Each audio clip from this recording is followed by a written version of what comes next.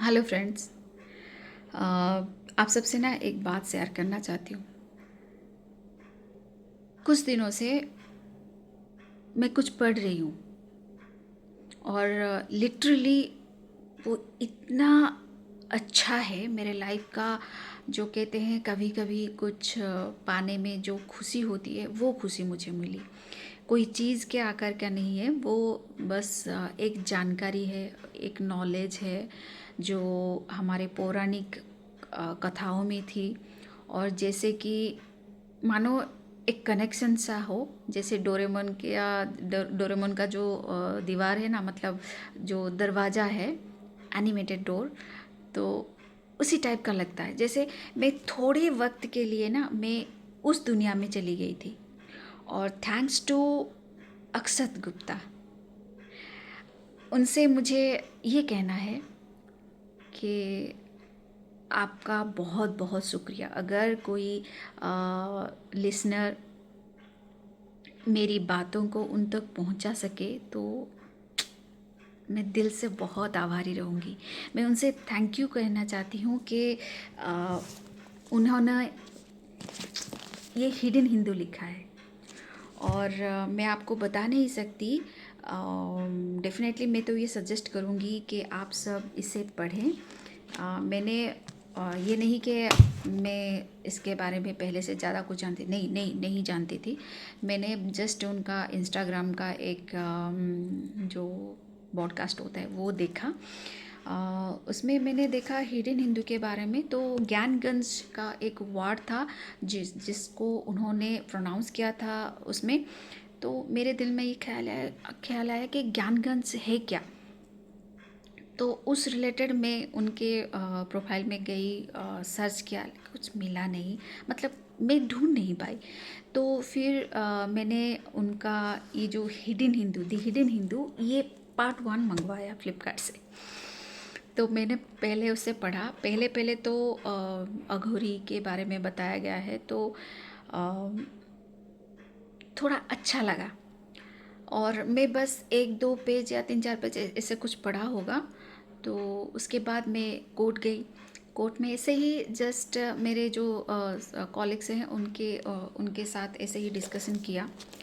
तो मेरे सामने ही वो सारे के सारे इसको ऑर्डर कर लिए।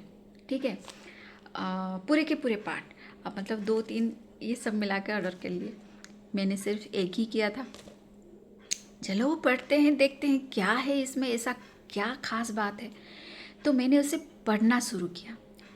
पहले पहले काफ़ी बोरिंग लगा। रॉसदेव क्या है उसमें, ऐसे साइंटिफिक टीम आती है,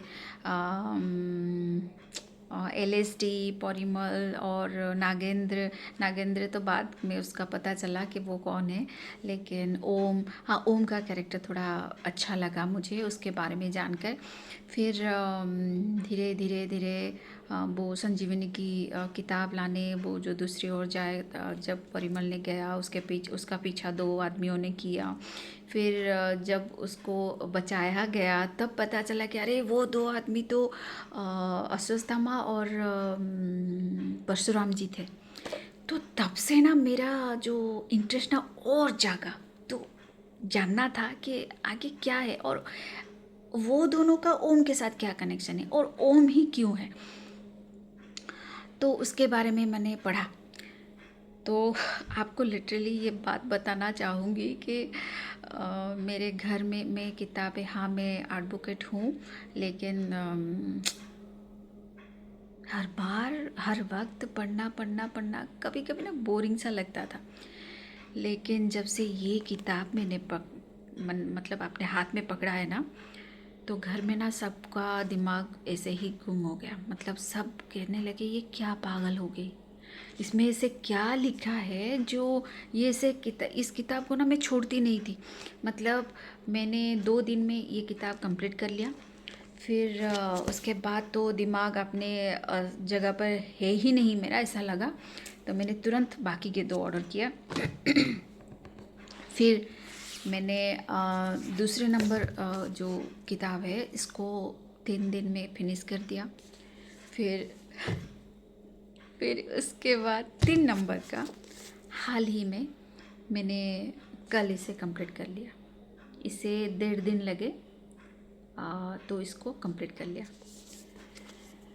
तो इसको पढ़ने के बाद मैं अक्सर जी से ये बात पूछना चाहती हूँ कि आपने जिस तरह का मोड़ दिया है और सटीक जो एड्रेस आपने इसमें बताया गया है, जो जो भी मंदिर के बारे में इसमें लिखा है आपने,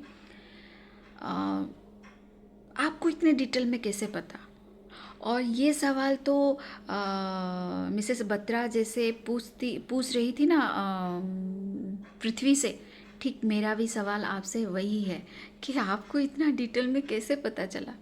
और आपने एकदम सटीक और इतना मुहिम तरीके से उसको आपने रिसर्च किया और बारीक से लिखा है, तो मेरे मन में थोड़ा सा तो डाउट हो रहा है कि आप हो कौन? जैसे कि मिसेस बत्रा ने पूछा था पृथ्वी से कि तुम्हें इस टाइप का मतलब इन सब के बारे में कैसे पता चला? तो मेरा सवाल है, क्या आप एलएसडी हो या फिर ओम के बारे में कुछ जानते हो आप? पता नहीं, लेकिन जितना मैं आपके बारे में जानती हूँ और जितना मैंने आपके बारे में रिसर्च किया है, तो उससे तो ये पता चलता है कि आपका कुछ ना कुछ तो नाता है। अगर मेरी ये जो वीडियो है अगर आप तक पहुंच जाए, तो प्लीज़ प्लीज़ प्लीज़ मुझे बताना कि कि मेरी जो ये सोच है क्या ये सही है? सॉरी, माफ़ करना अगर मेरी बात आपको बुरी लगे, लेकिन मैं आपकी तारीफ़ कर रही हूँ और मैं सबको ये कहना चाहती हूँ कि ये जो दी हिडन हिंदू है ना, ये हम सबको पढ़नी चाहिए। अगर ये हम पढ़ लेते हैं तो हमारे अंदर जितने भी इमोशंस हैं और जितने भी उथल पुथल मचे हैं हमारे अंदर, वो सारे के सारे ख़त्म हो जाएंगे, ये मेरा दावा है। और इसे पढ़ने के बाद हमें ये पता चलेगा कि ये जो नश्वर शरीर है हमारा, इसे नश्वर ही रहना अच्छा है। अगर ये हम इसकी लंजीविटी को बढ़ाते हैं तो हमें क्या क्या मुसीबत का सामना करना पड़ता है और ऐसी कौन सी परिस्थिति आ जाती है जिससे हम अपने आप से ही चिढ़ जाते हैं। ठीक है ना, मैं ऐसे तो कम्प्लीटली बता नहीं पा रही हूँ, लेकिन हाँ, आप सबको पढ़ना चाहिए। ये बहुत ही अच्छी किताब है और थैंक यू अक्षत जी कि आपने इतना बेहतरीन जो गिफ्ट है दिया है।